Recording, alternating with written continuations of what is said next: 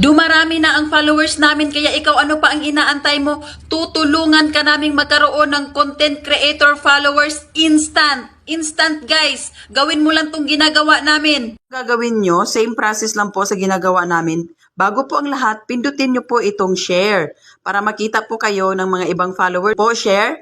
Tapos, after po nyan, pindutin nyo po itong like. Pagkatapos po ng like, pindutin nyo po itong number sa ilalim ng like. Makikita nyo po dyan, may mga naka-blue po dyang tao, ganyan po.